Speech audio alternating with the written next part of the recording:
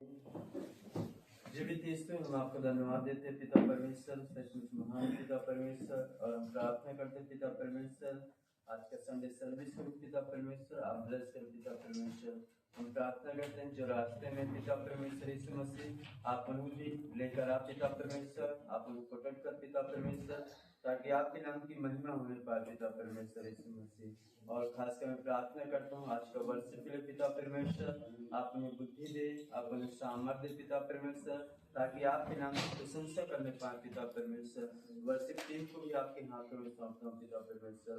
और मैं प्रार्थना करता हूँ पास्टर ग्राम से भी प्रार्थना करते पिता परमेश्वर, जैसे आज का जो वचन बोलते हैं पिता परमेश्वर, आप उन्हें बुद्धि दे, आप उन्हें सामर्थ्य दे पिता परमेश्वर, ताकि आज का वचन हर एक के लिए आशीष का कारण होने पाए पिता परमेश्वर।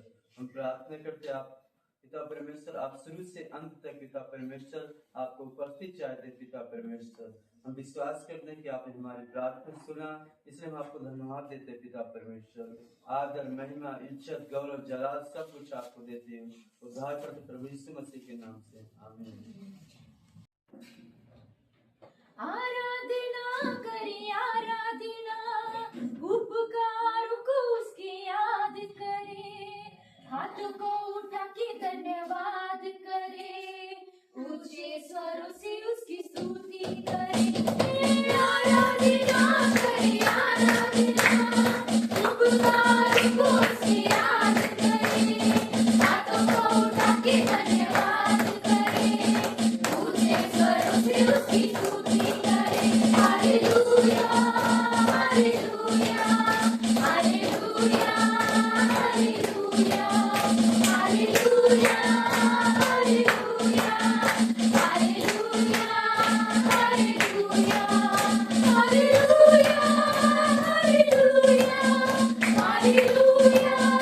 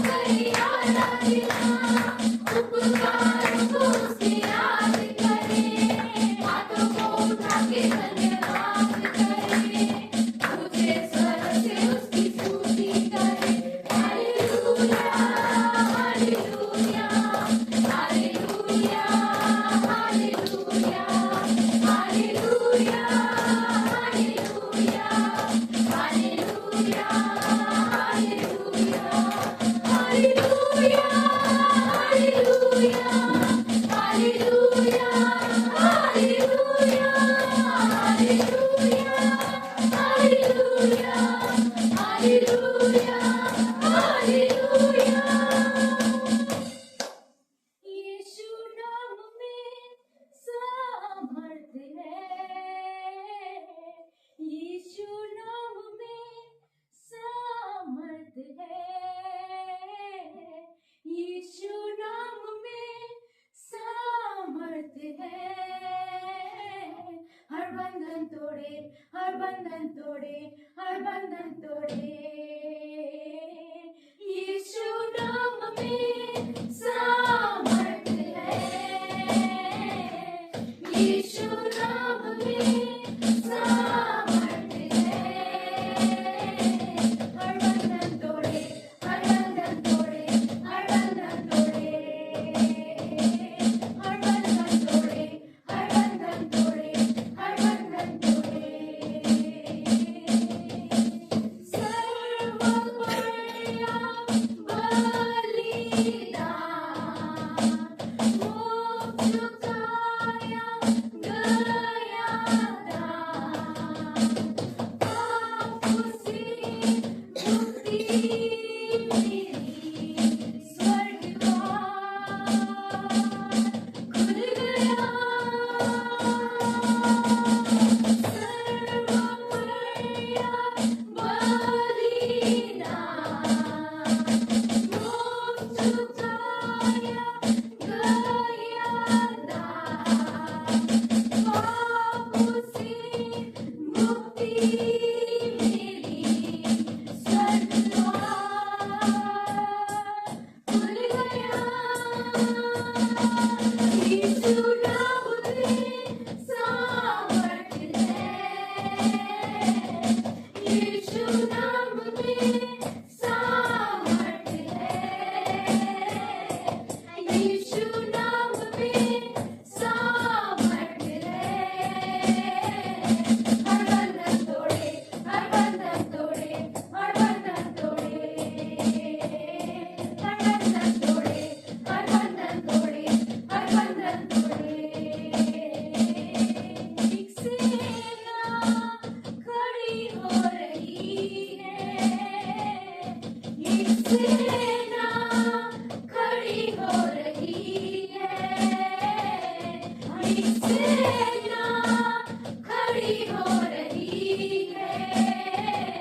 हर बंधन तोड़े, हर बंधन तोड़े, हर बंधन तोड़े, एक सेना खड़ी हो रही है, एक सेना खड़ी हो रही है, एक सेना खड़ी हो रही है। हर बंधन तोड़े, हर बंधन तोड़े, हर बंधन तोड़े, हर बंधन तोड़े, हर बंधन तोड़े, हर बंधन तोड़े। यीशु नाम में सामर्थ है,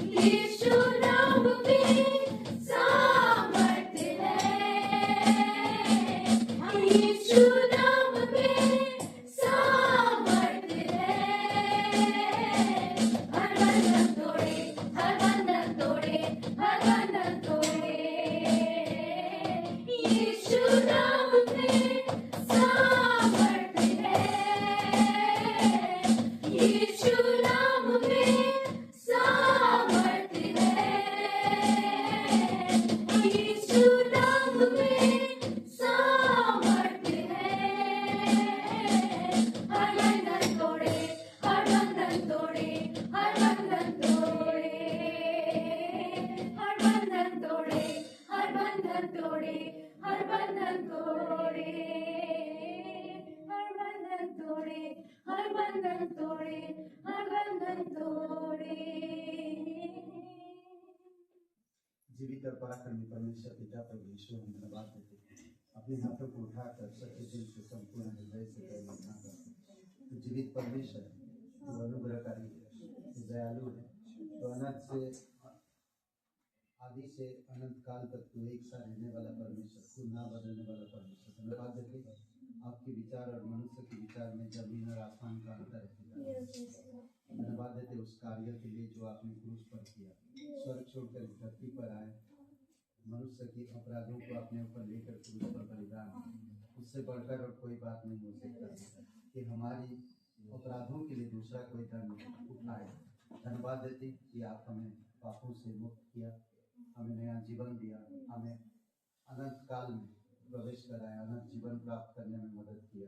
इसके लिए प्रभु तेरी महिमा करते। दिन प्रतिदिन हम तेरे वचनों में, तेरी आज्ञाकारिता में और विश्वास में और आपके राज्य में कार्यशील हो सके। पिता आप हमारी मदद की। धन्यवाद देते, स्तुति महिमा करते, तू योग्य है पिता।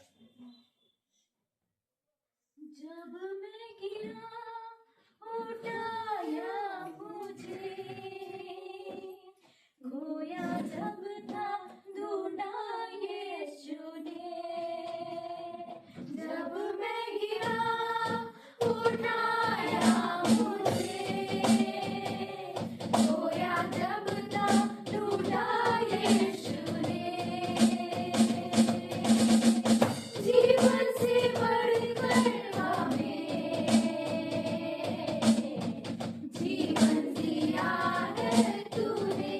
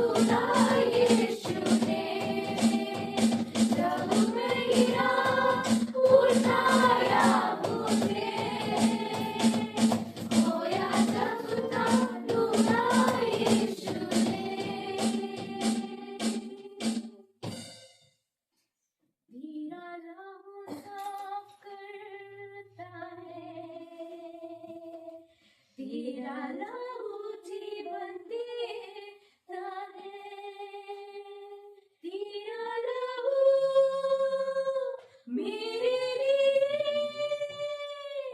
मेरे पाप को लेता है, धोता है, करता है मुझे बेगुनाह, मेरा यीशु प्रभु का प्यारा बलिदान, तेरा लहू साफ करता है, तेरा लहू जीवन देता है, तेरा लहू मेरे लिए, मेरे पाप को लेता है, धोता है, करता है मुझे बेगुनाह, मेरा यीशु प्रभु का प्यारा बलिदान, मेरा यीशु प्रभु का प्यारा बलिदान, तेरा वचन साफ करता है, तेरा वचन जीवन देता है, तेरा वचन मेरे लिए, मेरे पाप को लेता है, धोता है, करता है मुझे बेगुनाह, मेरा यीशु प्रभु का प्यारा बलिदान, मेरा यीशु प्रभु का प्यारा बलिदान, तेरा प्यार साफ करता है, तेरा प्यार जीवन देता है, तेरा प्यार मेरे लिए, मेरे पाप को लेता है, धोता है, करता है मुझे बेगुनाह, मेरा यीशु प्रभु का प्यारा बलिदान, मेरा यीशु प्रभु का प्यारा बलिदान। यस पिता परमेश्वर, प्रभु यीशु की लहू हमारी हर एक अधर्म पापों को साफ करता है। तेरे वचन दिन प्रतिदिन हमें पवित्रता में ले चलता है। धन्यवाद आपकी उपस्थिति, आनंद के साथ हमें चलने में मदद कीजिए, ताकि हम तेरे राज्य को बढ़ा सके, तेरे राज्य में उन्नतिशील हो सके, और पिता एक ऐसा इंसान बन सके जो अपने प्राणों से बढ़कर तेरे राज्य की और तेरी धार्मिकता की खोज में लगे। धन्यवाद देते हैं, आप हमारी हृदय आत्मा से बातें कीजिए, आज हम सुनना चाहते हैं प्रभु यीशु। धन्यवाद आपकी क्रूस के लिए, धन्यवाद आपके लोगों के लिए, धन्यवाद तेरे पवित्र लोगों के लिए। सारा आदर सारा गौरव हम तुझे देते प्रभु यीशु, तू उसके योग्य है। धन्यवाद देते यीशु मसीह के नाम से मांगते हैं, आमीन। स्वागत है और एक जोरदार ताली बजाएं। बहुत धन्यवाद आप सभी लोगों का। और साप्ताहिक सूचनाएं हैं, यहाँ पर सभा है और मंगलवार को प्रे टाइम, मंगलवार कब, मंगलवार प्रे टाइम, ओके। और मंगलवार को प्रे टाइम है, फास्टिंग प्रे आप कर सकते हैं हमारी जगह के लिए खास करके, ओके। और दूसरी बात 26 तारीख की पिकनिक है, दीनदयाल पार्क, पंडित दीनदयाल पार्क, ठीक है, 11 से 12 बजे के बीच में। अगर 12 बजे के बीच में आएंगे तो हम अपनी टीम में नहीं लेंगे, मजाक कर रहा हूँ। ओके, तो पिकनिक है कब? 26, ओके। और बहुत जल्दी क्लास भी शुरू होगा, मैं थोड़ा सा फाइंड आउट करते हैं अभी, अगले वीक को हम बता देंगे आपको। अगले वीक कौन सा संडे रहता है?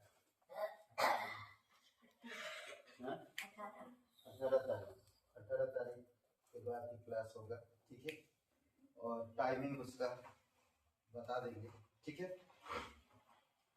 नरसिंहपुर में एक क्लास अगली शनिवार से चालू हो रहा है, कलिसिया जीवन के बारे में, ओके। तो प्रार्थना में रखिए ताकि सही से सिखा सके, कंप्लीट कर सके नरसिंहपुर का लोगों को, ओके। और बस इतना ही। आज कम्युनियन सभा है, अगर जिसको भरोसा नहीं है तो कम्युनियन लेने की जरूरत नहीं है परमेश्वर में, तो आप धीरे धीरे कम्युनियन के बारे में, प्रभु भोज के बारे में जानने की प्रयास करिए, धीरे धीरे ले सकते हैं, ठीक है। आइए हम लोग प्रार्थना करते हैं और उसके बाद एक गीत है, उसके बाद हम लोग लेते हैं प्रभु भोज के। पिता परमेश्वर, प्रभु ईश्वर, हम धन्यवाद देते हैं, आपकी स्तुति महिमा करते हैं, हम अपने आप को नम्र करते हैं तेरे चरणों पर प्रभु ईश्वर। तो महान परमेश्वर, तो दयालु और करुणामय परमेश्वर, धन्यवाद देते हैं कि तू हमारे लिए क्रूस पर बलिदान हुआ और हमारे लिए कब्र में से जी उठा। तो जाते जाते ये प्रभु भोज का आयोजन करके गया ताकि हम जब तक इस धरती पर रहें तब तक वो इस नई बाचा के तौर पे हम याद करते रहें। प्रभु यीशु, जाने अनजाने में कलीसिया के हर एक आपकी सदस्य हैं और आपकी देह के हिस्से अंग हैं, तो प्रत्येक लोग अगर जाने अनजाने में कोई भूल किए, कोई पाप किए, तो आप हमें क्षमा करना और आपके विचार में, आपकी धार्मिकता में, आपके राज्य में बढ़ने में आप हमारी मदद करना। धन्यवाद देते हैं, जीवित और पराक्रमी परमेश्वर, हम विश्वास करते हैं आप पर, हम भरोसा करते हैं आप पर, हम यकीन करते हैं तू जीवित है, हम यकीन करते तू हमारे साथ है, हम यकीन करते तू हमारी पापों को क्षमा करता, हम यकीन करते तू हमारी प्रार्थना का उत्तर देता, हम यकीन करते हैं प्रभु यीशु तू है।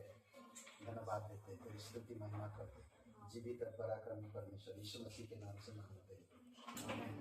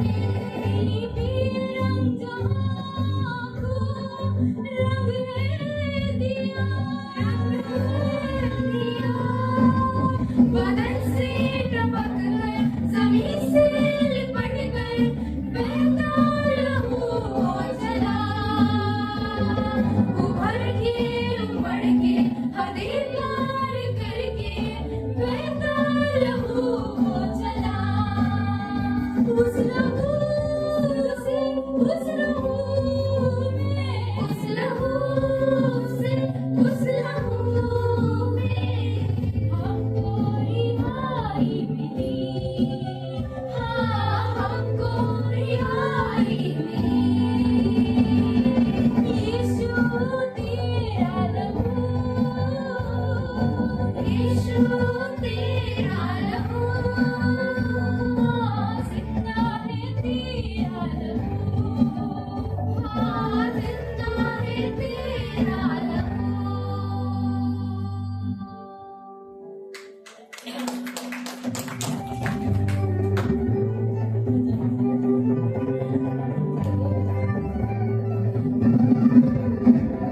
जिंदा है जिंदा लहू उसका जिंदा है जिंदा है जिंदा लहू उसका जिंदा है मेरे रगों में लहू उसका बहता है मेरे रगों में लहू उसका बहता है जिंदा यीशु मेरा जिंदा है यीशु मेरा जिंदा है यीशु का नाम सब नामों से ऊंचा है यीशु का नाम सब नामों से ऊंचा है जिंदा लहू उसका जिंदा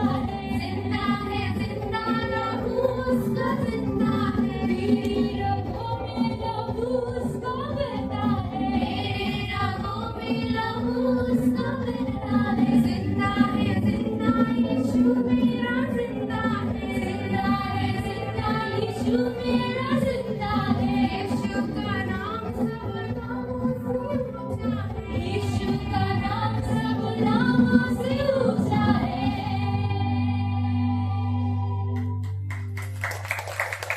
खा रहे थे, उसने रोटी ली और आशीष मांग कर तोड़ी और उन्हें दी और कहा, लो यह मेरा देह है।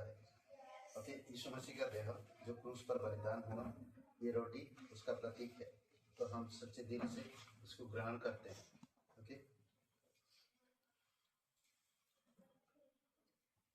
फिर उसने कटोरा लेकर धन्यवाद दिया और उन्हें दिया और उन सब ने उसमें से पिया और उसने उनसे कहा, यह वाचा का मेरा वह लहू है जो बहुतों के लिए बहाया जाता है।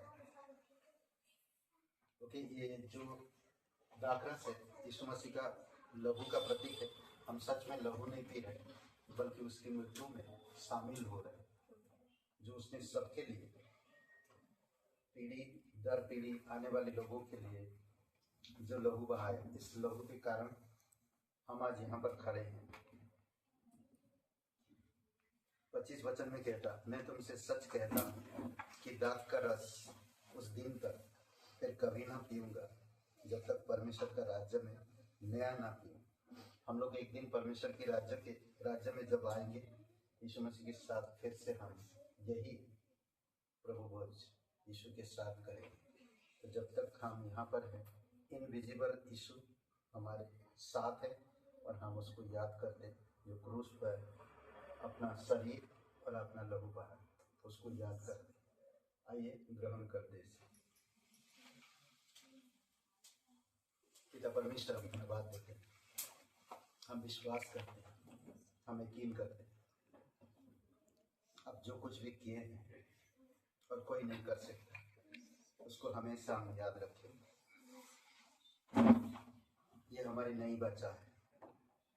धन्यवाद देते प्रभु यीशु, धन्यवाद आपकी पवित्र लहू के लिए, आपकी बलिदान के लिए धन्यवाद देते पिता। कलीसिया के हर एक लोगों के लिए यीशु मसीह के नाम से मांगते हैं, आमीन। वचन पढ़ते हैं, नीति वचन का 10वां अध्याय खोलिए।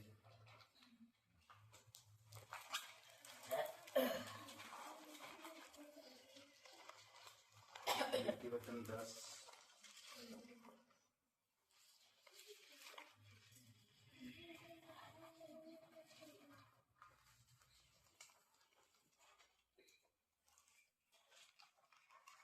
का बस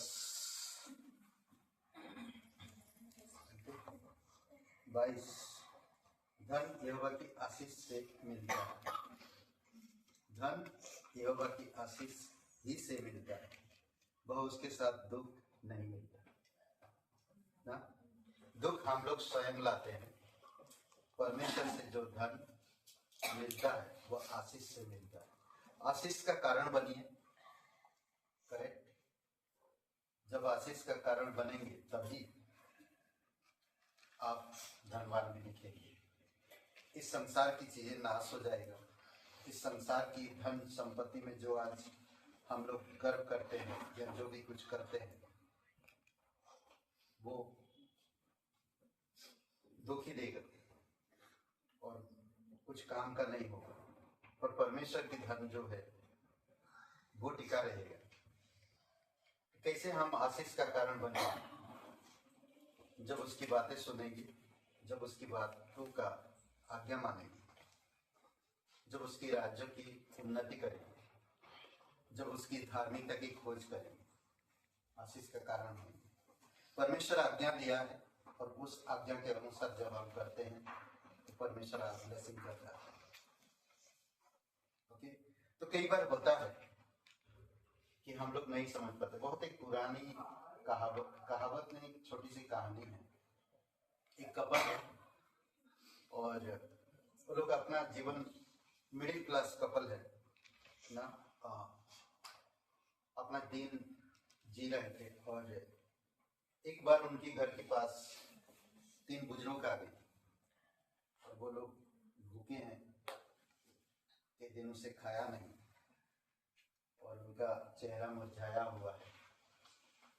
और उस दंपति के घर पे खटखटा है तो खुला कि हम लोग को कुछ भोजन मिल जाएगा, हम आपके साथ भोजन करना चाहते हैं।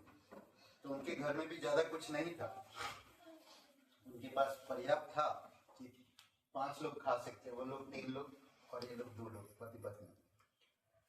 तो उन्होंने बोला हम लोग तीनों एक साथ नहीं आ सकते। तो बोला, एक बुजुर्ग कहता कि मैं धन हूं और तो दूसरा बुजुर्ग बोला कि मैं सफलता हूं, अगर मैं भी अंदर आ गया तो ये भी दोनों नहीं आ सकते। तो आप किसी एक को चुनना होगा, किसी एक को आपको चुनना होगा। तो उसने, और तीसरा ने बोला कि मैं प्रेम, मैं भी एक अंदर आ सकता हूं। तो उसने वो कपल ने दोनों बात किए। तो बोले, पति बोलता है धन को ले लेते हैं, हमारे पास धन कम ही है। तो पत्नी बोलता नहीं नहीं, धन सफलता हमारे पास है ही, हम इतना में काफी संतुष्ट है, खुश है। तो बोलते हम लोग प्रेम को ही लेते हैं। तो वो प्रेम को अंदर ले गए। तो उसके साथ साथ वो दोनों भी आ गए। तो कपल पीछे मुड़ के देखा कि वो दोनों भी आ रहे हैं। तो उसको पूछा कि हमने तो प्रेम को मांगा, प्रेम आई है, पर आप दोनों भी आ रहे हैं, तीनों एक साथ नहीं आ सकते हैं, पर हम तो एक को बुलाए थे। तो बोले कि जब आप प्रेम को बुलाते हैं तो सफल और धन साथ में आता है। आप कितना परमेश्वर से प्यार करते हैं, कितना आप परमेश्वर की आज्ञा मानते हैं, कितना आप परमेश्वर की प्रेम को बांटते हैं, उससे आपका धन और संपत्ति दिखता है, सफलता दिखती है। समझ रहे? आइए प्रार्थना करते हैं। पिता परमेश्वर, प्रभु यीशु, हम धन्यवाद देते हैं, आपकी महिमा करते हैं। जीवित और पराक्रमी परमेश्वर, आपने सब कुछ दे दिया, हम क्या दे सकते हैं? हमारे पास कुछ नहीं है देने के लिए, पर हमारे पास एक चीज है पिता, कि हम आपकी आज्ञाकारी पुत्र पुत्रियां बन सके। आप हमें मदद करें। धन्यवाद देते कलीसिया के प्रत्येक भाई बहन, यीशु मसीह के नाम से मांगते हैं। Thank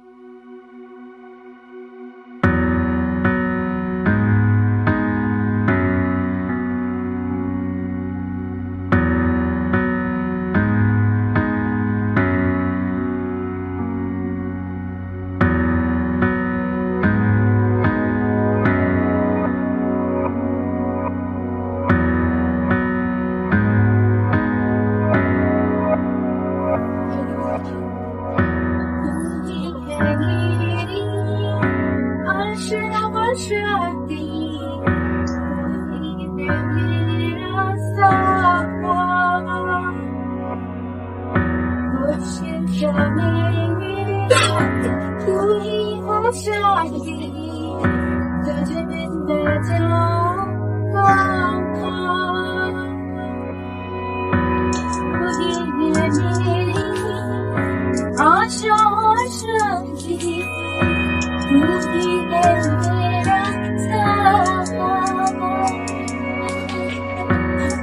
is the way. You is happy. You keep it me down. Mira todo side. Mira suave. Visuals to get to where you keep it down. But I live on. You keep it down.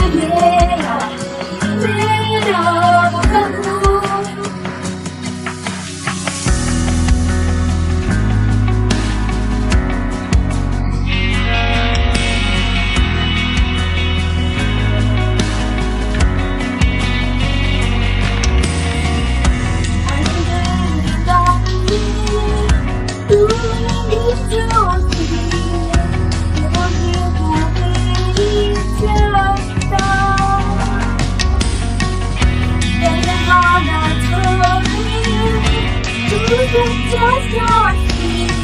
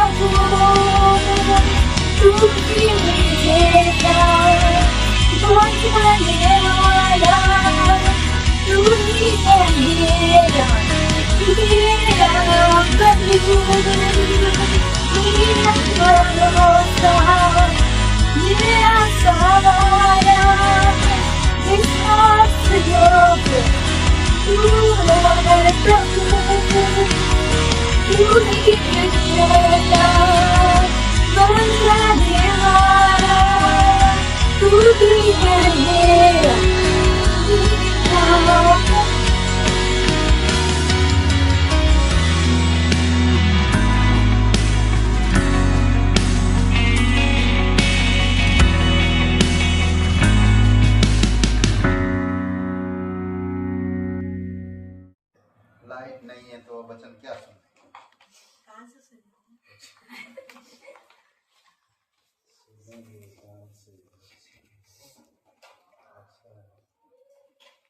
कुछ नहीं।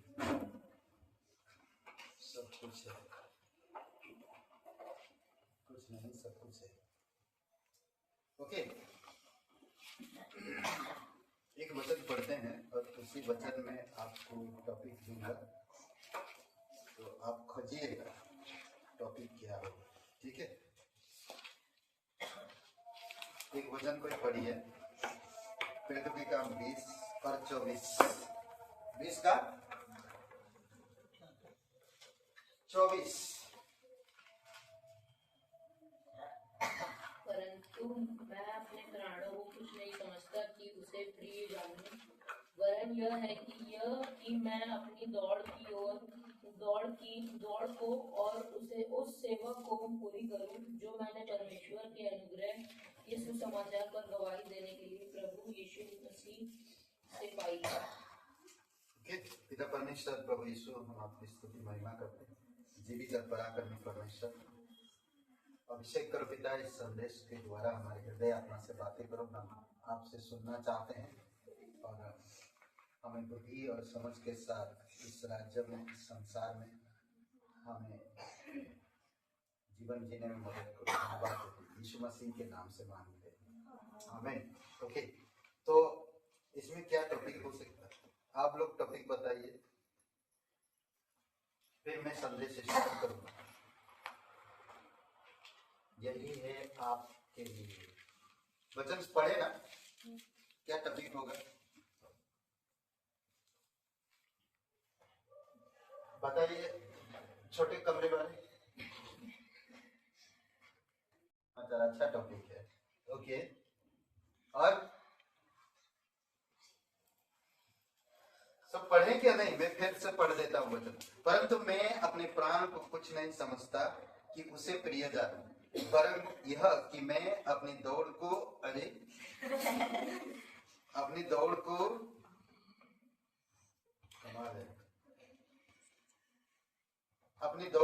और उस सेवा को पूरी करूं जो मैंने परमेश्वर के अनुग्रह के सुसमाचार पर गवाही देने के लिए प्रभु यीशु से पाई है। क्या बोलते हैं, क्या टॉपिक हो सकता है? हाँ? सुसमाचार पर गवाही अच्छा है टॉपिक, मिलता जुलता जयप्रकाश जी के साथ। और अनुग्रह का सुसमाचार बहुत अच्छा टॉपिक है। Praise God, hallelujah. और प्रभु की दौड़ और सेवा, प्रभु की दौड़ और सेवा, ये भी अच्छा टॉपिक है। और हाँ?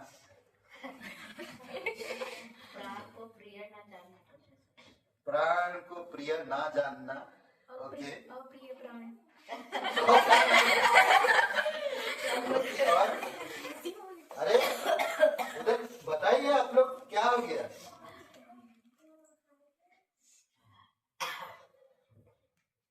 उधर जयप्रकाश एक ही जाने हैं।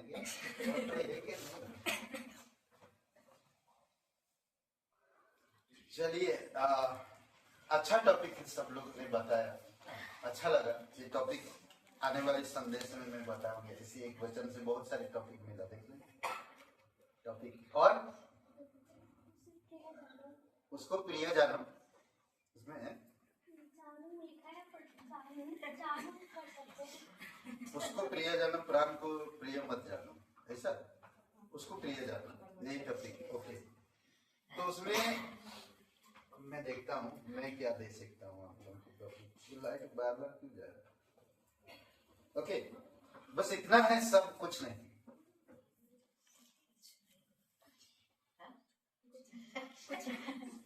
टॉपिक कुछ नहीं, आज इसके ऊपर बात करेंगे जी। कुछ नहीं, समझ रहे? आपके पास कुछ है? पौलुस कहता है मेरे पास बहुत कुछ था, पर आज मेरे पास कुछ नहीं, और मैं अपने प्राण को भी अप्रिय जानता हूं। समझ रहे? ये प्राण मेरा नहीं, ये परमेश्वर। इसीलिए परमेश्वर की दौड़ में, परमेश्वर की सेवा में, परमेश्वर की वजह से मुझे जो मिला है उसकी सेवा में लगा, उसकी दौड़ को मैं पूरा करूं। और देखेंगे दूसरा तीमुथियुस की किताब में कि कहता है कि मैंने अपनी दौड़ पूरी कर ली। अपनी कुश्ती लड़ चुका ना। विश्वास क्या बोलता है उसमें, आई थिंक दूसरा तिमोथी 4 देखते पढ़ते हैं 2 बातें 3 बातें।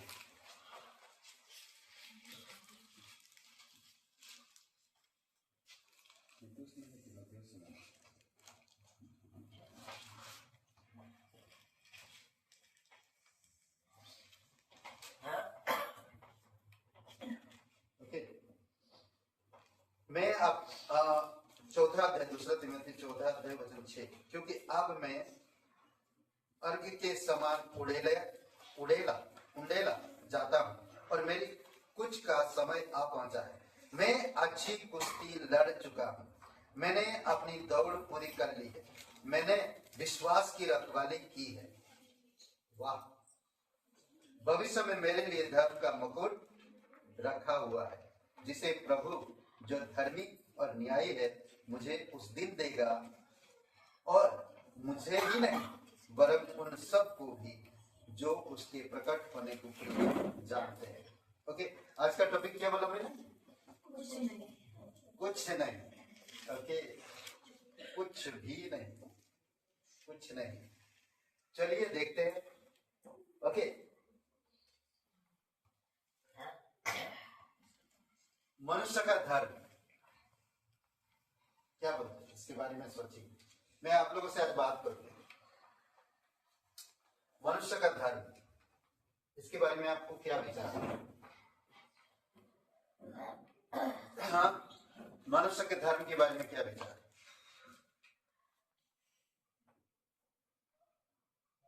बोलिए, बात करिए। आप लोग बात करना अच्छा लगता है, बात करिए। मनुष्य का धर्म क्या बोलते हैं?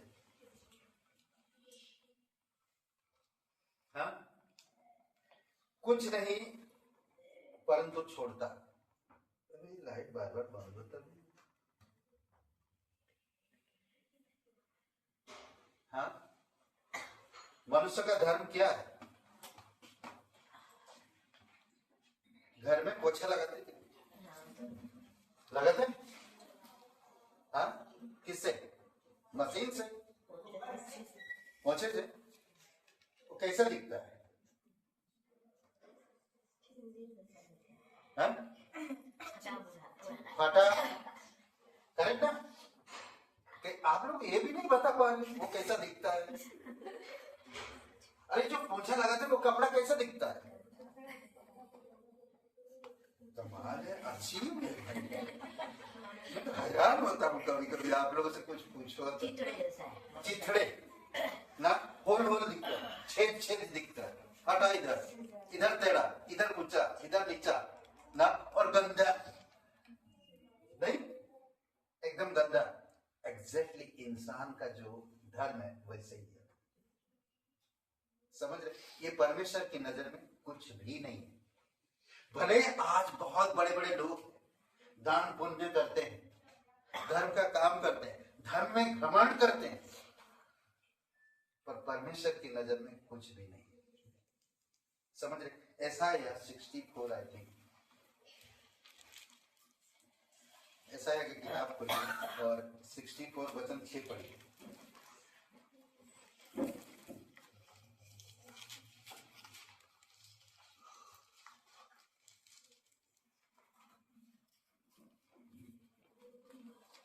हम तो सबके सब अशुद्ध मनुष्य के से हैं, और हमारे धर्म के काम सबके सब मैले चिथड़ों के समान है।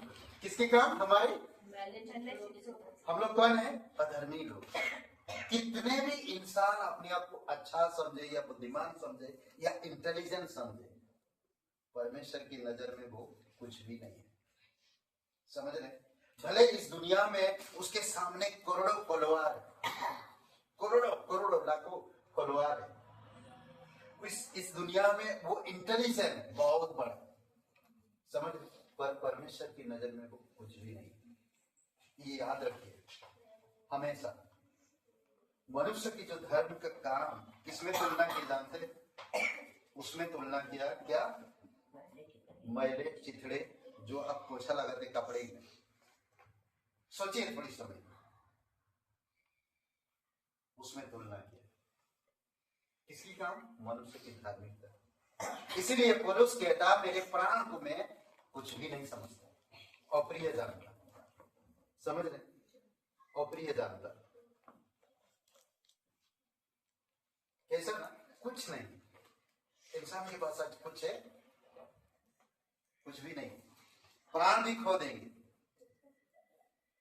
सब कुछ परमेश्वर से अलग कर चला जाएंगे, कुछ भी उनका नहीं होगा, कुछ भी नहीं। उनका काम, उनका धर्म, उनकी अच्छी बातें, उनकी दान पुण्य, उनकी हर एक चीज। आज लोग कहते हैं अरे मैं सफल हो गया, मेरा जिंदगी सफल हो गया।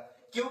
क्योंकि मैंने अपने बच्चों का परवरिश किया, उनको पढ़ाया लिखाया, उनको अच्छे तालीम दिया और उनको अपने अपने काम पे आप लगे हैं, मेरा काम पूरा हो गया। कल जब उसके सामने खड़ा रहेगा, ये सब कुछ भी नहीं, ये सब कुछ भी नहीं। हम एक इंसान के सामने अपने आप को बता सकते हैं मैंने अपने परिवार को अच्छे तालीम के साथ, अच्छे शिक्षा के साथ, अच्छे काबिलियत के साथ उनको मैंने स्टेज पे लाया, अच्छे स्टेज पे रख दिया, अच्छे कंडीशन में ले आया। पर जानते हैं एक दिन परमेश्वर के सामने में कुछ भी नहीं है। मैं आपके सामने, मैं उनके सामने, मैं उनके सामने, मैं संसार में कहीं भी जाऊं, मैंने बहुत अच्छा किया। हाँ, जो कोई भी मुझे देखा, कोई बोलते हैं कि बहुत अच्छा काम किया आपने, आपके बच्चों को बहुत अच्छा परवरिश किया आपने, आपके घर परिवार, आपको लोग बहुत पसंद करते हैं। कुछ भी नहीं परमेश्वर के सामने, कुछ भी नहीं। मेरे जो धार्मिकता के काम है बेकार है। मैं कितने भी अच्छे कर्म कर लूं, कितने भी मैं अच्छा, परमेश्वर के सामने कुछ भी नहीं। ध्यान दीजिए। चलिए मत्ती का 22 अध्याय चलते हैं, देखते हैं कुछ बातें। 22 अध्याय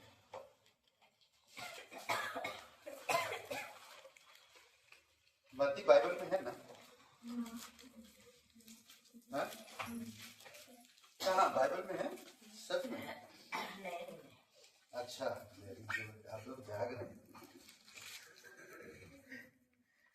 22 अध्याय वचन पढ़ते हैं। ये जानते हैं 7 भाई होते हैं, एक स्त्री से विवाह करते हैं और सबके सब मर जाते हैं। हाँ, सोचिए, यीशु मसीह के पास आके शास्त्री लोगों ने पूछ रहे सदुकी लोग पुनरुत्थान पर विश्वास नहीं करते, पुनरुत्थान पर सदुकी लोग विश्वास नहीं करते। तो ये बात आकर यीशु से पूछ रहे। अब सुनिए, वो लोग मूसा की व्यवस्था को अच्छी तरह से जानते हैं। वचन 23 में, उसी दिन सदुकी जो कहते हैं कि मरे हुओं का पुनरुत्थान है ही नहीं, उसके पास आए और उससे पूछा, हे गुरु, मूसा ने कहा था कि यदि कोई पुरुष बिना संतान मर जाए तो उसका भाई उसकी पत्नी से विवाह करके अपने भाई के लिए वंश उत्पन्न करे। ओके, ठीक है। अब उन्होंने एक उदाहरण दिया। अब हमारे यहाँ 7 भाई थे, पहला विवाह करके मर गया और संतान ना होने के कारण अपनी पत्नी को अपने भाई के लिए छोड़ गया। ओके, ठीक है। आगे इसी प्रकार दूसरे और तीसरे ने भी किया और सातों तक यही हुआ। सबके बाद वह स्त्री भी मर गई। अब यहाँ पर प्रश्न है, अतः जी उठने पर वह उन 7 में से किसकी पत्नी होगी, क्योंकि सबकी पत्नी हो चुकी थी। कंडीशन देखिए, मनुष्य के कार्य, मनुष्य की सोच, मनुष्य की धार्मिकता की काम। अब कितने भी अच्छे करो, मनुष्य कहीं ना कहीं आपको आपकी धार्मिकता में उंगली उठाएंगे, आपके कार्य में उंगली उठाएंगे, कहीं ना कहीं। समझ रहे? कैसे ना कैसे, कितने भी अच्छे करो। बोलते कि आप 100,000 चीजें किए हैं, अच्छी चीजें, 1000 अच्छी चीजें किए हैं, पर एक मिस्टेक आपकी 1000 अच्छी चीजों को बर्बाद कर देता है। एक क्षण में एक क्षण समझ रहे। यहाँ पर बताइए यीशु मसीह, कोई बात याद आ रहा है आप लोगों को? यहाँ पर एक स्त्री शादी हुआ और उसका पति मर गया, फिर दूसरे भाई से, तीसरे भाई से, चौथे भाई से, सातवें भाई, फिर सबके सब मर गए। किसी स्त्री का याद आ रहा है? यूहन्ना की 4 अध्याय में यीशु मसीह कोई के पास बात कर रहे, क्या बोला कि जा तेरे पति को बुला ले। तो उसने बोला कि मेरा कोई पति नहीं। बोला हाँ मैं जानता हूं, जिसके साथ तू है वो भी तेरा पति नहीं, ऑलरेडी 5 पति तू कर चुकी है। ये सारे बातें बता रहा। सोचिए कि वो स्त्री उद्धार में है। यहाँ पर भी यही सवाल एक सवाल लेकर आ रही। यीशु मसीह ने जवाब दिया, इसका कार्य सिंपल है। सिंपल जवाब था, एकदम साधारण। मनुष्य बहुत डीप और गहराई में सोचते हैं, पर परमेश्वर की जवाब आसान होता है, एकदम आसान और सरल होता है। मनुष्य अपने आप को अच्छा बताने के लिए, अच्छा दिखाने के लिए बहुत कुछ पूछते हैं, बहुत कुछ विचार करते हैं और बहुत कुछ सोचते भी, पर परमेश्वर आसान तरीके से जवाब देता है। यीशु मसीह को पिलातुस ने पूछा, क्या तू यहूदियों का राजा है? मैं नहीं कह रहा, तू कह रहा। मैंने कभी कहा ही नहीं, खुद तू कह रहा। अरे तो दूसरे का सुन, तो तू एक राजा है, तो दूसरे का सुनकर अगर राज्य चलाएगा तो तेरा राज्य कैसे चलेगा? सिंपल। तुझे क्या लगता है मैं कैसा हूं? तू सोचना। यीशु अगर ऐसा कहता पिलातुस, तो तू सोचना। तू कह रहा, मैं नहीं कह रहा कि मैं यहूदियों का राजा हूं। सोचिए थोड़ी समय की, ये सिंपल बात है। 29 में यीशु मसीह जवाब देता। 29 में यीशु ने उनसे कहा, उत्तर दिया, यीशु ने उन्हें उत्तर दिया, तुम पवित्र शास्त्र और परमेश्वर की सामर्थ नहीं जानते, इस कारण भूल में पड़े हो। सिंपल। तुम लोग परमेश्वर की ये जो परमेश्वर की पवित्र वचन ना, पवित्र बाइबल के बारे में जानते हैं और ना तुम परमेश्वर को जानते हो। सिंपल कहा। तुम अगर जानते तो शायद ये सवाल नहीं पूछते। इसको नहीं जानते, परमेश्वर को नहीं जानते, इसीलिए तुम भूल में बैठे हो, भूल में पड़े हो। क्योंकि परमेश्वर पुराने नियम की हर एक बात का उत्तर नया नियम में दिया है। कोई भी ऐसा बात नहीं जिससे उत्तर ना मिला। हर एक बात का उत्तर दिया। किसी ने कहा कि तुम्हारी बाइबल गलत है। मैं बोला अच्छा कैसे? बोलता राजाओं के पास बहुत सारे बीवियां थे, तो बाइबल गलत हुआ ना? बता। तो वो छोड़ दिया, बाइबल पढ़ना छोड़ दिया। राजाओं के पास बहुत बीवियां। मैं बोला एक बात बताओ, तुम यीशु पर भरोसा करते हो या राजा पर भरोसा करते हो? अगर तुम राजा पर भरोसा करते हो तो राजा की तरह बहुत सारी शादियां करो और राजा की तरह जियो। तुम मुझसे क्यों पूछ रहे हो? यीशु ने तुम्हारे लिए जान दिया, राजा के लिए। राजा ने क्या किया क्या नहीं किया उससे मुझे कोई देना लेना नहीं। यीशु ने मेरे लिए क्या किया वो इम्पोर्टेंट। परमेश्वर वो चीजों को रखा है जो उस तरह की लोग गलतियां किए थे, तुम आज वैसे गलती ना करो। सिंपल। 30 वचन में कहता है, क्योंकि जी उठने पर वे ना विवाह करेंगे और ना विवाह में दिए जाएंगे, परंतु स्वर्ग में परमेश्वर के दूतों के समान होंगे। पर मरे हुओं के जी उठने के विषय में क्या तुमने यह वचन नहीं पढ़ा जो परमेश्वर ने तुमसे कहा, मैं अब्राहिम का परमेश्वर और इसहाक का परमेश्वर और याकूब का परमेश्वर हूं। वह मरे हुओं का नहीं परंतु जीवितों का परमेश्वर है। यह सुनकर लोग उपदेश से चकित हुए। सोचो, मैं जीवित परमेश्वर, मैं जीवितों का परमेश्वर, मरे हुओं का नहीं। पुनरुत्थान के जी उठने के बाद कैसे रहेंगे? आप कैसे दिखेंगे? कभी सोचा आपने? पुनरुत्थान के बाद आप कैसे रहेंगे, कैसे दिखेंगे? स्वर्गदूत की तरह। अद्भुत है ना? तो आपके ग्लानी क्या बोलते? ग्लानी को क्या बोलते? ग्लानी क्या बोलते?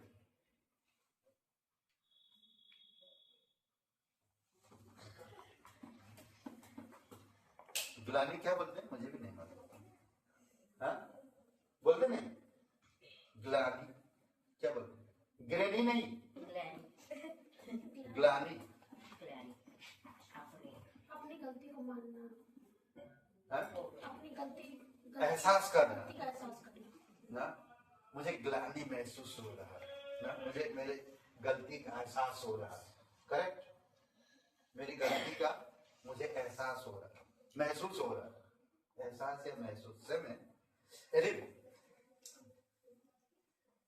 तब आपको पता चलेगा कि आप कितनी बड़ी भूल करते हैं बाइबल को ना जानकर और पवित्र परमेश्वर को ना जानकर। सिंपल है, मनुष्य की धार्मिकता परमेश्वर को जानने से होता है। दूसरा कुरिन्थियों का 4:4 पढ़िए, दूसरा कुरिन्थियों का 4:4।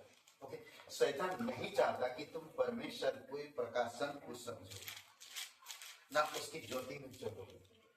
शैतान नहीं चाहता, कभी भी नहीं, ना पवित्र शास्त्र को जानो, वो नहीं चाहता, कभी भी नहीं चाहता। सिंपल बात कहता, देखिए दूसरा कुरिन्थियों 4:4।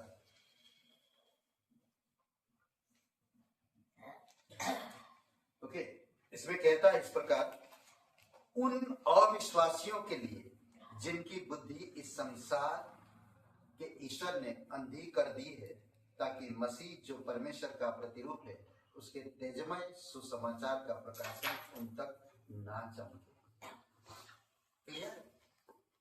कभी भी नहीं चाहते हैं। आज अगर संसार की धार्मिकता में आप बढ़ते हो, संसार की नैतिक विचारधाराओं में आप रहते हो, संसार की सिस्टम में आप बने हुए हो, तो परमेश्वर की सिस्टम को आप कतई नहीं समझ पाओगे। ये गारंटी। ये नहीं कहना कि मैं ये भी सिस्टम रखूंगा और ये भी सिस्टम रखूंगा, क्योंकि परमेश्वर के कलीसिया में सांसारिक सिस्टम प्रवेश नहीं कर सकता। परमेश्वर का सिस्टम, परमेश्वर का सिस्टम जानते हैं। परमेश्वर की संदूक पुराने नियम में जब ले जा रहे थे, यूरिया अच्छे के लिए उसने किया था, ताकि परमेश्वर की जो ये संदूक है, वाचा का संदूक, वो गिरने वाला था, वो तो हेल्प करने गया था, पर उसी समय मर गया था वो। परमेश्वर के कार्य में दखल देना, ये मेरा सबसे बड़ा भूल हो सकता है। समझ रहे? परमेश्वर की इच्छा के विरुद्ध, परमेश्वर के कानून के विरुद्ध, परमेश्वर के नियम के विरुद्ध मैं कुछ भी नहीं कर सकता। अगर मैं कुछ करता हूं तो मैं आशीषित नहीं हो सकता, कभी भी नहीं। तो इसीलिए इंपॉर्टेंट है आपको मुझे समझना, परमेश्वर की धार्मिकता अलग है, संसार की धार्मिकता अलग है, बिल्कुल। समझ रहे हैं? इसीलिए कुछ नहीं परंतु छोड़ता है। मनुष्य का धर्म कुछ भी नहीं परमेश्वर के सामने। कितने भी लोग आज अपने आप को धर्मी दिखाए, जानते हैं प्रभु यीशु मसीह के पास अनंत जीवन पाने के लिए वो व्यक्ति आता है, धनवान व्यक्ति। प्रभु अनंत जीवन पाने के लिए क्या करूं? प्रभु यीशु मसीह कहता है, ओके तो व्यवस्था को जानता है। हाँ बोलता, मैं बचपन से करता आया हूँ, माता पिता का आदर करना, चोरी नहीं करना, हत्या नहीं करना, ना ये सब मैं जानता हूँ, मैं ये सब करता हूँ, बचपन से करते आ रहा हूँ। तो यीशु मसीह ने कहा, तुझसे बात की घटी, तेरे पास जितने भी धन है उसको तो कंगालों को बांट दे, यही तेरे लिए अच्छा काम होगा और परमेश्वर की राज्य में तुझे धन मिलेगा और परमेश्वर के अनंत जीवन में तू प्रवेश करेगा। पर नहीं बचा, वो नहीं बांटा, वो लड़का के चल गया। संसार की धार्मिकता, संसार के लोगों के सामने आप अच्छा बन सकते हैं, पर परमेश्वर के सामने आप अच्छा नहीं बन सकते। आप अगर यीशु उन शास्त्री फरीसी सदूकी लोगों के सामने कहता, मुझे पता नहीं है, मैं पढ़ के मैं बताऊंगा, नहीं, उन्होंने क्लियर जवाब दिया कि तुम पवित्र शास्त्र इसको जानते नहीं हो और परमेश्वर को पहचानते नहीं। क्लियर बोला हो, अब तुम मेरे सिद्धांत, मेरे पीछे चलो या ना चलो, मुझे उससे कोई मतलब नहीं। सिंपल। मनुष्य की धार्मिक अगर आप छोड़ते नहीं हो तो आप कुछ भी नहीं हो। अगर आप परमेश्वर, मनुष्य की धार्मिकता की छोड़ते हो तो परमेश्वर से आप कुछ बनते हो। पौलुस वही कहता, मैं सब कुछ छोड़ दिया, जो मैंने सीखा था, जो मैं जो मैं जानता था, यहां तक कि मेरे प्राण को भी कुछ नहीं समझता। सोचिए, मेरे प्राण को भी मैं कुछ नहीं समझता। आज बहुत सारे लोग बहुत कुछ समझते हैं, पर पौलुस कहता मैं मेरे प्राण को भी कुछ नहीं समझता। सोचिए, मेरे संसार की धार्मिकता मेरा कुछ भी नहीं। मैं संसार की धार्मिकता से नहीं जी सकता। जब तक मैं संसार की धार्मिकता में जीऊंगा तो परमेश्वर को पहचान नहीं पाऊंगा और ना पवित्र वचनों को पहचान पाऊंगा, नहीं जान पाऊंगा, कभी भी नहीं। तो इसीलिए जरूरी है कि मुझे परमेश्वर की धार्मिकता की खोज करनी है, संसार की धार्मिकता नहीं। कई बार हम संसार परमेश्वर में होकर संसार की धार्मिकता में जीवन जीते हैं, इसीलिए हम आशीषित नहीं हो पाते। दूसरी बात हम देखते हैं, मनुष्य का सुधार कैसे हो सकता, क्योंकि मनुष्य का धर्म मैले चिथड़े के समान है। अब मनुष्य कैसे सुधारेगा, सुधर कैसे सकता है? कुछ नहीं बेहतर, उनके जीवन में कुछ भी नहीं बेहतर, चाहे वो कितने भी अच्छे क्यों ना हो, चाहे कितने भी वो धनवान क्यों ना हो, चाहे कितने भी अच्छे क्यों ना हो जाए, कितने भी अच्छा लोगों के बीच में बात कर लो आप, फिर भी आप सुधार नहीं पाओगे। सुधार कैसे मनुष्य का सुधार होगा?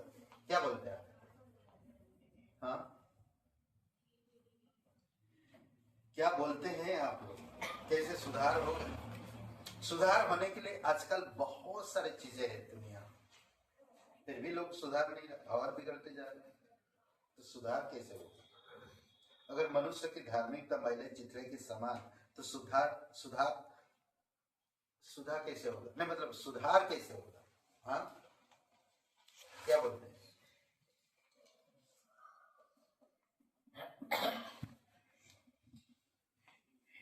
कैसे सुधार होगा?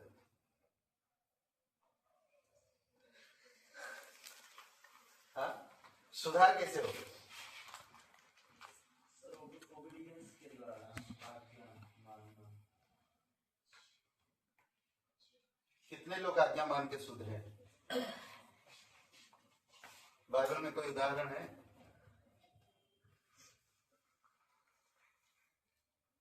कोई उदाहरण है कि आज्ञा मान के मैं सुधर गया?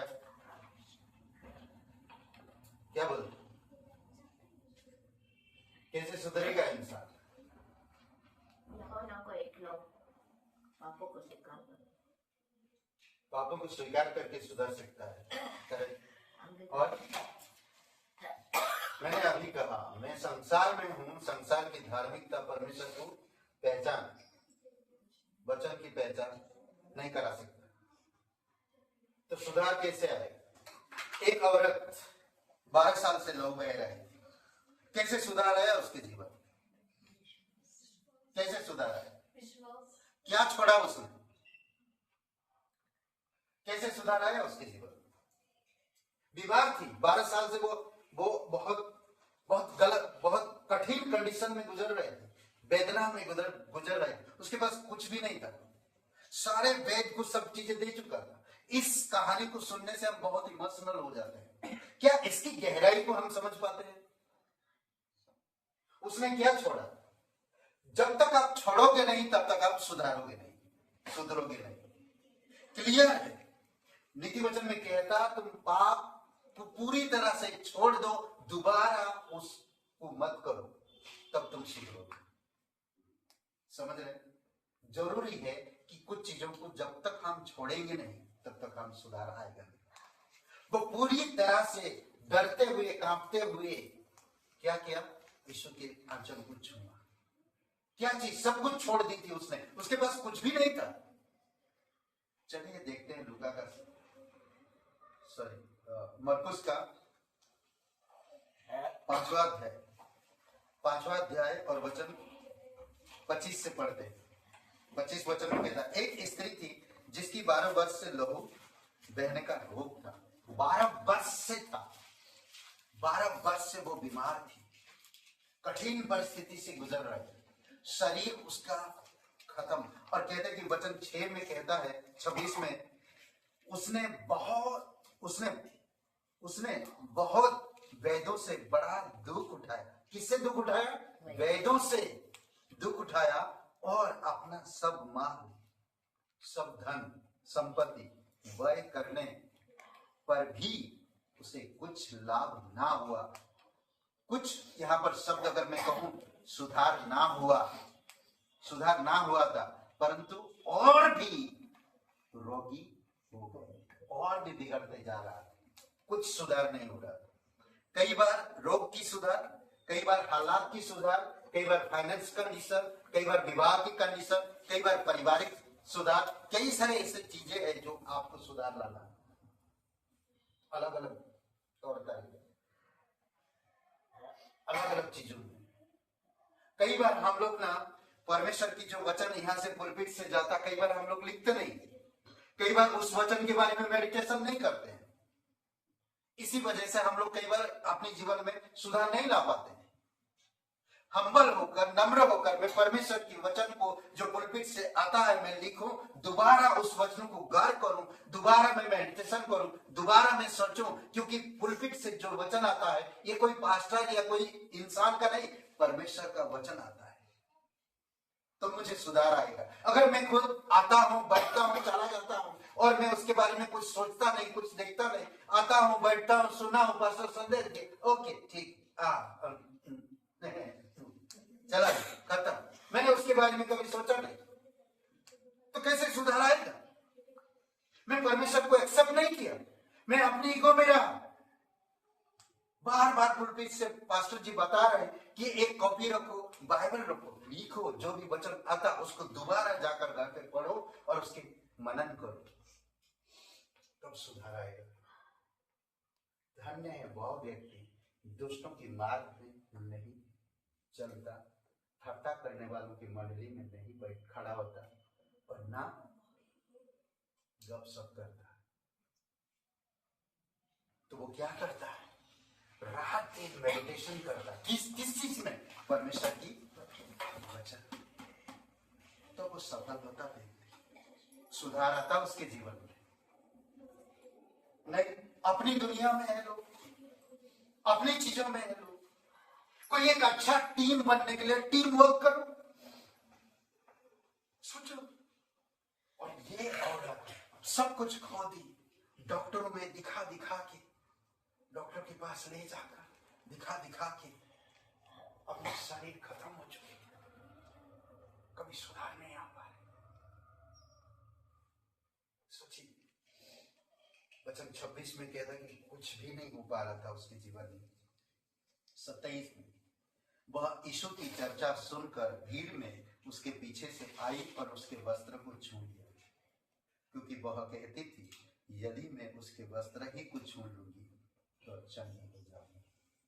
उसके मन में आशा था, मैंने बहुत कुछ गवाया, सब कुछ खो दिया। वचन इसमें क्या कहता? सब माल व्यय करने पर भी उसे कुछ लाभ ना हुआ, कुछ भी नहीं हुआ, कुछ नहीं, मेरे पास कुछ नहीं। जब तक मैं संसार को पूरी तरह से या सांसारिक चीजों को पूरी तरह से खत्म नहीं हो जाता, उसकी सारे धन संपत्ति इलाज करते करते खत्म होने के बाद परमेश्वर के पास आए, तब उसको इलाज मिला। सिंपल। अगर आपके पास सही सुविधा, साधन, सब चीजें उपलब्ध है, तो आप परमेश्वर से बहुत दूर हैं। याद रखिए, अगर आपके पास कुछ नहीं है तो आपके पास परमेश्वर करेगा। कई बार हमारी सुख सुविधाएं हमें परमेश्वर को दूर कर देता है, और जिसके पास कोई भी चीज ऐसा नहीं, सब कुछ खत्म हो चुका है। अब एक ही चीज बचा था कि मैं सच्चे दिल से यीशु के वस्त्र को अगर स्पर्श करूंगा, ठीक है। और वही कई बार आप लोग भी अनुभव किए होंगे, लोगों के पास गए होंगे, लोगों की कहानी सुने होंगे, लोगों की गवाही सुने होंगे कि हर एक हॉस्पिटल में गए, सब लोग जवाब दे दिया, परंतु जब हमने प्रार्थना किया, पास्टर जी के पास गया, मिलकर प्रार्थना की, कई बार ऐसा सुने हैं। कैसे हो गया? जब पूरी तरह से कोई चीज खाली करेंगे नहीं, कोई दूसरा चीज मिलेगा। याद रखिए। और ये औरत भी वही, सब कुछ माल बेच दिया, कहीं पर उसको और आशा नहीं था ठीक होने का, पूरी तरह से खत्म उसके जीवन, सब चीजें समाप्त हो चुका था। वचन 26 में कहता, उसने बहुत वैद्यों से बड़ा दुख उठाया और अपना सब माल व्यय करने पर भी उसे कुछ लाभ नहीं हुआ था, परंतु और भी रोगी हो गए थे, और भी बुरे हालत में जा रहे थे। कुछ बेहतर नहीं हो पा रहा, कुछ सुधार नहीं आ रहा। पैसा लगाया, धन संपत्ति बेच दिया, अलग अलग जगह जैसे लोग बोला मैंने वैसे ही कुछ सब कुछ किया, पर कहीं पर मैं ठीक नहीं हो पाया। मैंने सुना था यीशु चमत्कार करता है, फिर मैं डरते कांपते हुए पीछे से जाके यीशु के वस्त्र को छुआ और मैं ठीक हो गई।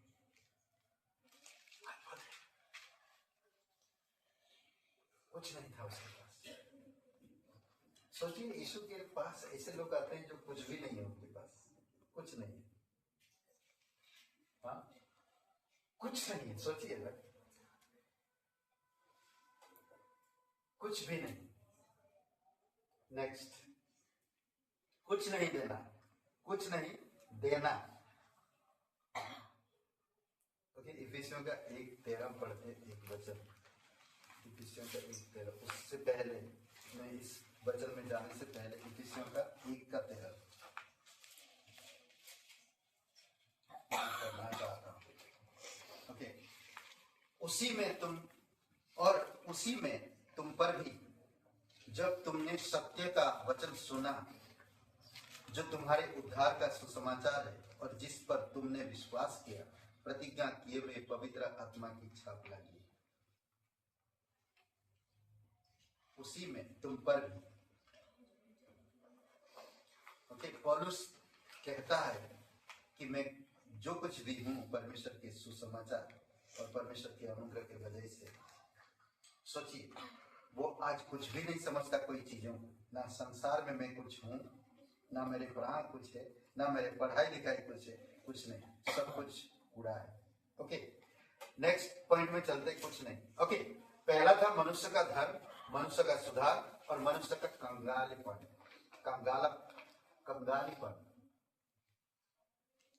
जानते हैं मनुष्य का कंगालीपन क्या है? बर्बाद होते चीजों को देख नहीं सकते, ये बात सत्य है। करेक्ट, ऐसा हुआ बाइबल में भी लोग है बिलीवर, अच्छे बिलीवर। चलिए देखते हैं, लूका का 7वां अध्याय खोलते हैं।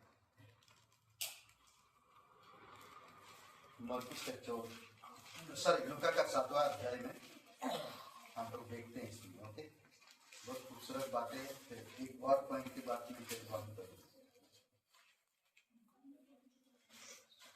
बहुत सुंदर बात है। 7वां अध्याय वचन है, 7वां अध्याय में वचन है। कितने वचन है? 50 ना 35? 50।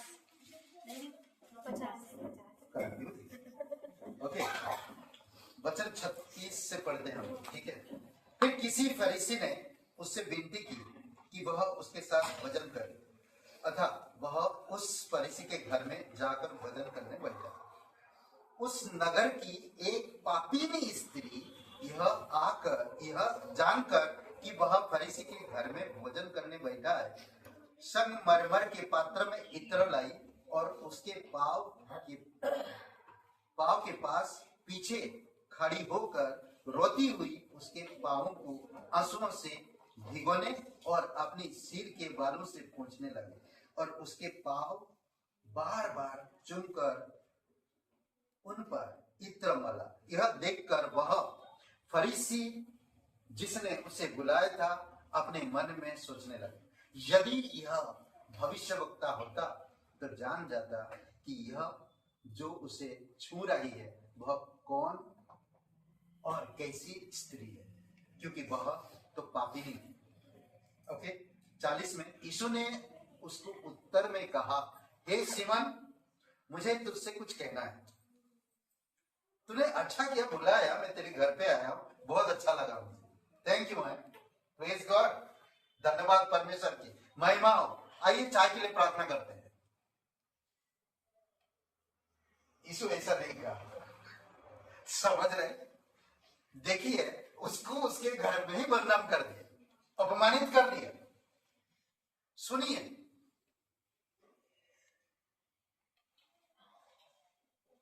चालीस में यीशु ने उसको उत्तर में कहा, हे सिमोन, मुझे तुझसे कुछ कहना है। वह बोला, हे गुरु, कहा। किसी महाजन के 2 देनदार, एक 500 और दूसरा 50 दिनार का देनदार था। आगे नहीं जाऊंगा।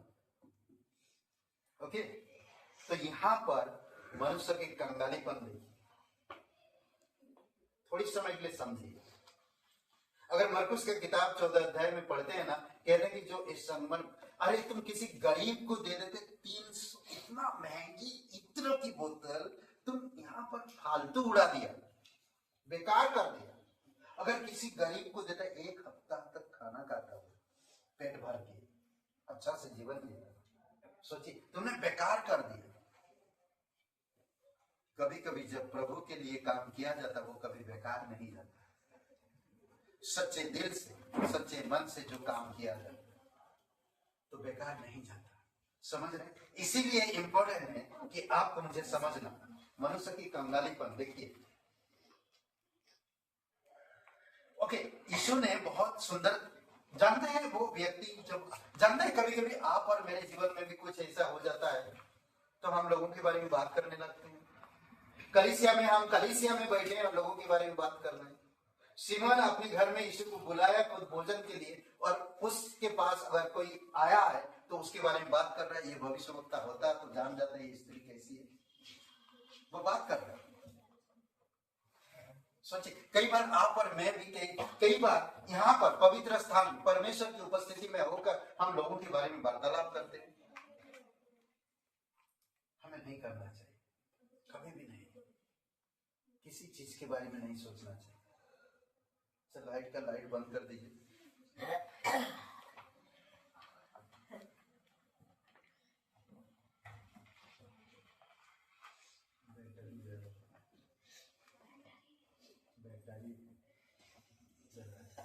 ओके, तो मनुष्य की कंगालीपन, दूसरों की चीजें देखकर खुद समझ रहे। हम परमेश्वर की चीजों को देखना चाहिए, परमेश्वर की आशीर्वाद लेना चाहिए ना।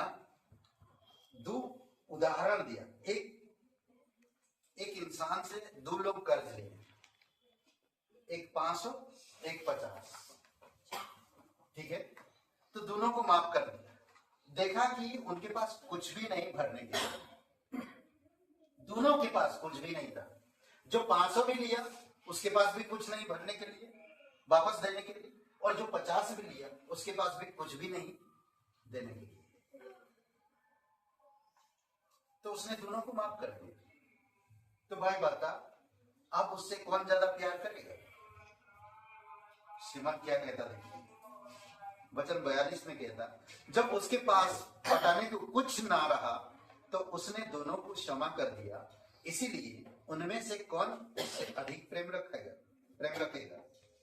सिमोन ने उत्तर दिया, मेरी समझ में वह जिसका उसने अधिक छोड़ दिया। उसने उससे कहा, तूने ठीक विचार किया है। और उस स्त्री की ओर फिर कर उसने सिमोन से कहा, क्या तू इस स्त्री को देखता है? मैं तेरे घर पर आया, परंतु तूने मेरे पाँव धोने के लिए पानी ना दिया। समझ रहे? मैं तेरे घर पर आया पर तूने मुझे पानी नहीं दिया। तेरे पास था सब कुछ, मैं तेरे घर पर आया, तूने मुझे बुलाया, पर तू मेरा सेवा नहीं किया। सोचिए, कई बार हम इंसान की बोलते ना, कई बार हम लोग इंसान की जो आदर मान है कई बार चाहते, क्या हम सच में प्रभु की सेवा कर रहे हैं? क्या सच में तूने यीशु को भोजन के लिए बुलाया? सिमोन, सच में तो यीशु को बुलाया? तो अगर यीशु को बुलाया तो यीशु की सेवा कर, कौन मिल रहा, कौन क्या कर रहा, उससे तुझे क्या लेना देना? कई बार आप और मैं भी परमेश्वर जो चीजें हमारे लिए लाता है, हम उस चीजों को छोड़कर हम दुनियादारी में घुस जाते हैं। प्रॉब्लम उसमें आता है।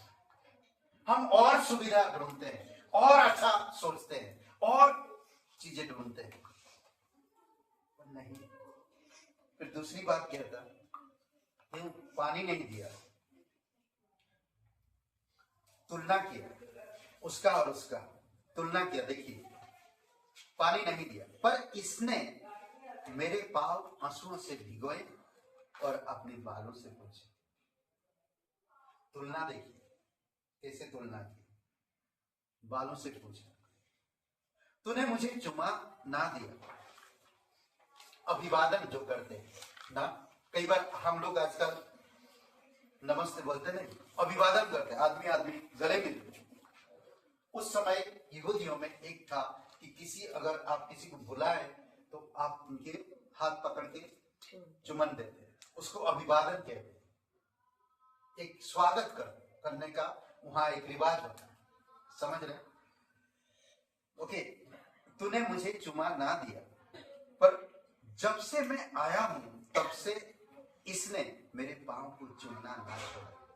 तूने मेरे सिर पर तेल नहीं मला, पर इसने मेरे पांव पर इत्र मला है। इसलिए मैं तुझसे कहता हूं कि इसके पाप जो बहुत थे क्षमा हुए, क्योंकि इसने बहुत प्रेम किया। पर जिसका थोड़ा क्षमा हुआ है, बहुत थोड़ा प्रेम करता है। और उसने स्त्री से कहा, तेरे पाप क्षमा हुए। समझ रहे? मरकुस का 14 अध्याय खुली।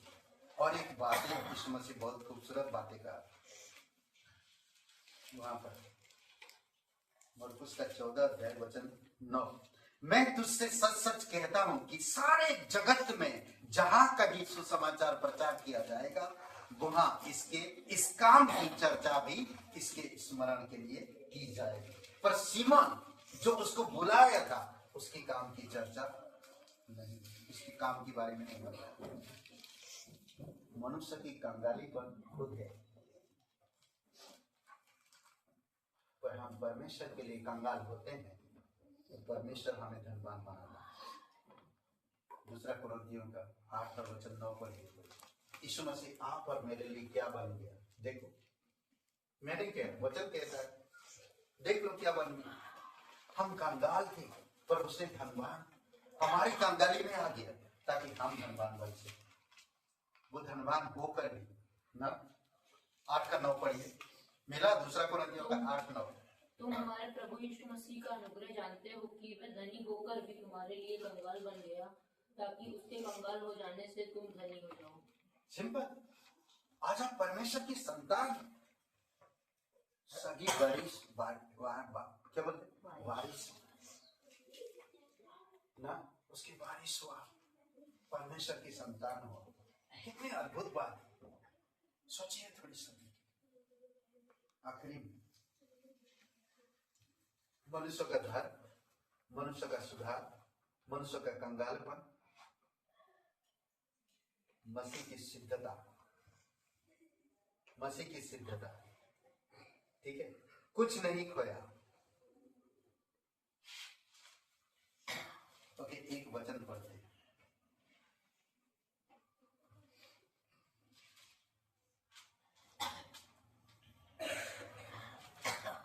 इसमें यीशु का क्रूस पर चढ़ाया जाना, 27 वचन से पढ़ते हैं हम लोग और 31 वचन को गौर करते हैं, ठीक है।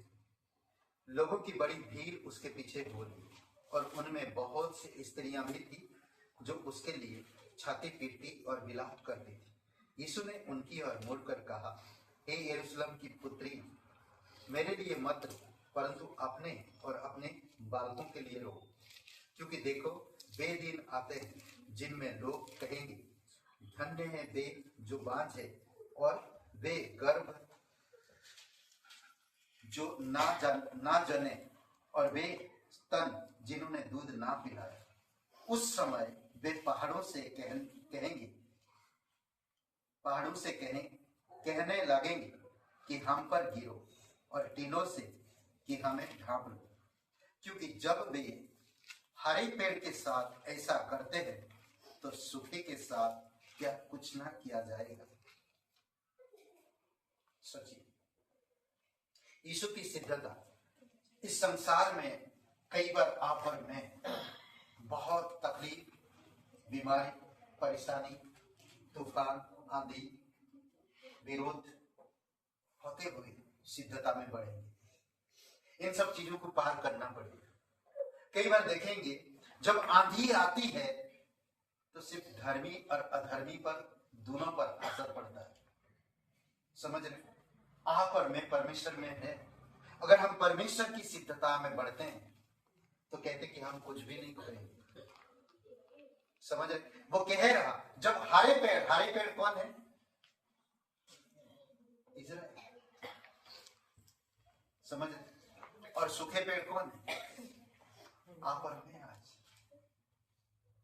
सोचिए, कहता है क्योंकि जब वे हरे पेड़ के साथ ऐसा करते तो सूखे के साथ क्या कुछ ना किया जाएगा।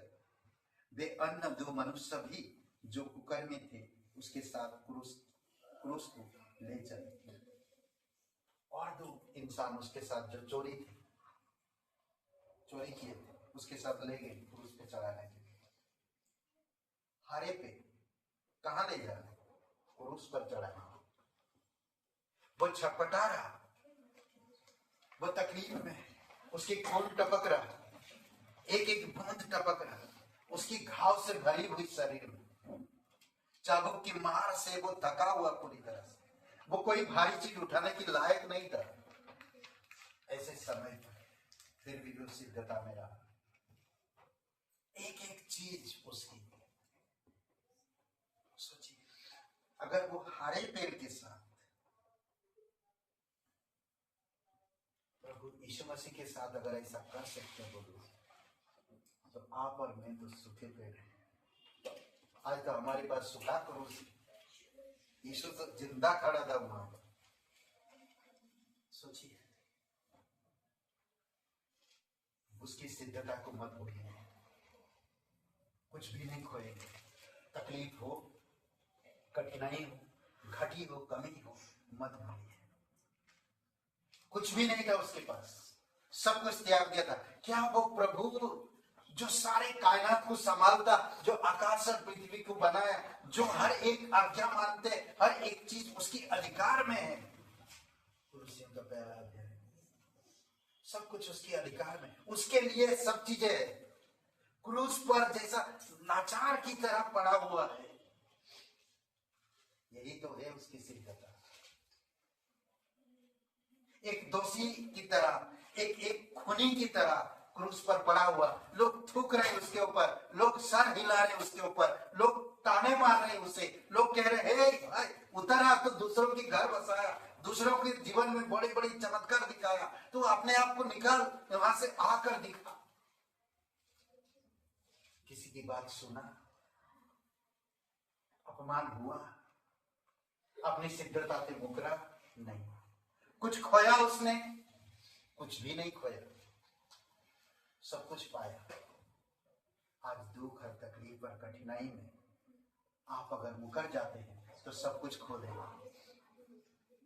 कई बार आपकी लालच, आपकी ईर्ष्या, आपकी जलन, आपकी ईगो सब कुछ खो देगा।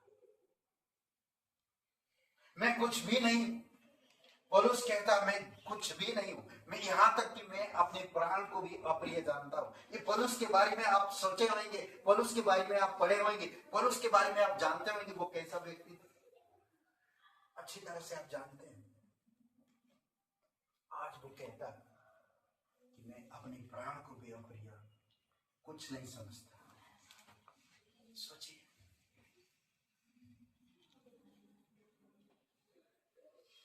वो बहुत बहाना कर सकता, मैं अच्छा पढ़ा लिखा हूं, मैं कमा सकता हूं, मैं कुछ कर सकता हूं, आप दो या ना दो मुझे कोई फर्क नहीं पड़ता, मैं सब कुछ कर सकता हूं। पर ऐसा नहीं कहा उसने कहा कि वो सब पूरा है।